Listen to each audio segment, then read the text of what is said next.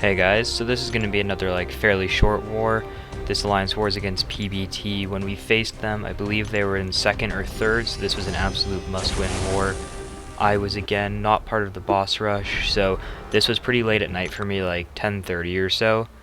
And I was this Sorcerer Supreme is a high ground defender, but I waited until the map was down as I was instructed to because I needed to quake a high ground defender as well. So I had to wait a while, and I get to go in with Doom now. And now, whenever I start recording, I do two things. When I start recording my Alliance Wars, I've recorded my Alliance Wars in general for a while, is I hit Do Not Disturb, and then I press record. So there was like three things mainly that I had in mind going into this fight. One, people think Doom's power control doesn't work here. It actually does, because it's not considered a power drain. It's not power drain, it's power steal. So a power steal node would not work, but because it's a power drain reduction, his power steal actually works just fine, so you can do everything that a Doom does normally. But the issue was that, if you don't know, there's a couple debuffs in the game that make it so Doom does not activate his aura, which is what allows you to power steal on your regular combo hits. And that was one of those, which is slow, which Sorcerer Supreme decided to throw very early on in this fight for me. So I had an indestructible 3 boost because I was going to be able to carry it from this fight into the next fight, just in case if I wasn't able to control the power well. But I realized that I should throw my SP3, which would let me use which would let me steal the power. But here I get an and I don't see one of the orbs coming in, and I realized that I forgot to turn on Do Not Disturb for a fight, which actually led to me getting hit. But I still have 2 indestructible hits in the bank, so even if I were to push her to SP3, I'd be fine. Finally, the slows are off of me. I hold my blocks that way she doesn't get in. I steal some power, launch the SP2. If you notice, her power stops going up while she's getting contacted by Doom. This is that kinetic transference fight that I was talking about in previous wars, that you can use Doom for it.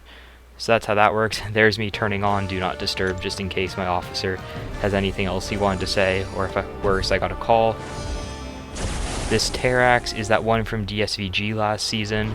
Not the same person, but it's the same fight, which is a fight I really enjoy a lot. I had those Mystic boosts on for Doom just because, I have them, they're easy enough to get now. And they helped in the last fight, but the most important part was that I had on the invul boost, because in this fight I like starting off with a couple parries, because you take like 1200 damage at most when you go for it, but then you go in for just a ton of light intercepts back to back. It's about probably like 10 or more, not 10 or more, it's definitely more than 10. I get up to like 60 hits or something of basically just light backdrafts intercepts, which are just where I go in for like 3 to 4 hits, I come back and I use the light. And now Namor has a slightly short dashback and a pretty long-reaching light, so if you notice, he does not even come far off the wall at all in this fight. I actually make a mistake. I should have gone in for one more backdraft right there, and I would have actually been able to trigger my Imperious Rex before the first SP3. Honestly, in this fight, I believe it's technically better not to use the special 3 and just reflect the damage, but I'm using Namor, I want to have a little bit of fun. And for the parry, it only costs me 1100 of his damage, and this is the only fight I need Namor for. It's a very, very fun fight. The next 2 of the 3 next fights are Quake fights. There's nothing too crazy. This Moth fight, it goes fine. I actually end up making kind of a silly mistake, or 2 big mistakes actually throughout the fight. So if you don't know, the fight has Force of Will, and for Force of Will, Quake can still evade without having a concussion on the opponent, but I won't be reducing their ability accuracy. So when I accidentally release Heavy and I have a falter, his boosted damage from being a defender takes off a lot of my health, and I take a couple hits and I'm freaking out, having penny flashbacks of assassins and stuff. I'm just like, okay, I just gotta not get hit for the rest of the fight, but I'm taking off like 15% per aftershock, so this will be like the last aftershock I have to apply to him, and fight's over. Only a minute and 10 Quake fight, which is actually really, really nice. My one alliance mate, we talked about our energy beforehand. He knew I needed 1 extra energy if I wanted to get to my final fight for the war, which is that red Goblin. This is just another Quake fight on Rage. This was actually the fight I was talking about in that short video earlier. It was in this video, where Quake does like 4.3 probably on an average fight with Aftershocks, and in this one she's doing almost the same because Hulkbuster's health is actually just so high that you're not hitting the rage cap, so that's kind of nice. But it's a pretty easy Quake fight. It's Hulkbuster. Bigger characters tend to have lumbering animations. He kind of does. He wasn't even like too aggressive throughout it. He actually dashes back.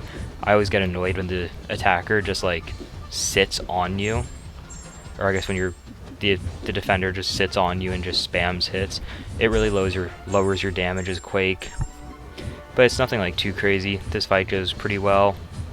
This war as a whole was very, very tight until the very, very end. PBT deserved to be in second. I think they were in second place when we fought this war. They deserved it. They had been playing very, very well. They were very low deaths. We came into this knowing that we couldn't afford more than one death. Like, we wanted to try to go zeros if we could, but we knew it's hard to put up zeros in war, hard to go no mistakes. So we knew we probably could give up a death, but we did not want to be giving up like anything. We didn't even want like 1 per BG if we could avoid it. So we played very, very well. You'll see the end score pretty soon. This is a Doom fight. It doesn't last too long. I was just checking to see what else was happening on the map. Someone was talking to me, so I was talking to him. So just normal chatting. I was checking my boosts, make sure I still had everything going. I slap on a power start 1 here just so I can control his power earlier into the fight, and I have a ton of them because of the compensations again. There's just so many of those boosts and I don't use them too often, so whenever I have a chance I just slap one on. It just makes it a safer fight. Because he has the power focus 2 node, one combo is 1 bar of power, so I'm gonna go in, I can get almost a full combo in, and then I get up my aura, and it's just like I started the fight with 1 bar of power, but now I have my aura, so it was basically like starting the fight later in. It's just really nice when you have the control earlier on. And here's a little trick I was trying to pull off. So by holding my block here, he's above 1 bar of power but below 2, so he has power focus 2. So once he's above 2 bars of power, he gains a lot less power, but while below it, he gains more. So the instant of the SP3 attack is while he has 1 bar of power. So it actually gives him a normal amount of power. So I'm able to cycle all the way back up to my SP2 actually because of the power start boost. I just hold block, I wait for him to dash, and I throw my SP1, it crits, so it kills him. Only a minute fight there. I kind of wanted to take that Black Widow Deadly Origins because a Doom was assigned, but I didn't have a boost, and it was a different guy's Doom that was assigned, and he's a very good player, so I wanted him to take it. 5-1. They put up a very, very good war. 5 deaths is nothing like to be ashamed about. It was very close on both sides. I think when I took mine, I boosted so big, if you noticed, because I think when I went in, it was 1-1 or 2-1 for us. So I didn't want to take any chances, and I'm glad I didn't because of that Maw fight. It would have been really bad if I had given us an extra death early on. Maybe they boost bigger and they don't have 5. Maybe it's a completely different war. Right now, GT40 is still in first place, and we're going into the second half of the season. That was war number 6. I'm finally caught up on all the wars I've had to put out. Thank you guys for watching so much, for all the stuff I've been putting out. It means the world to me. I hope you guys have a good one. Have a good Thanksgiving if you live in America. I'll see you guys soon though.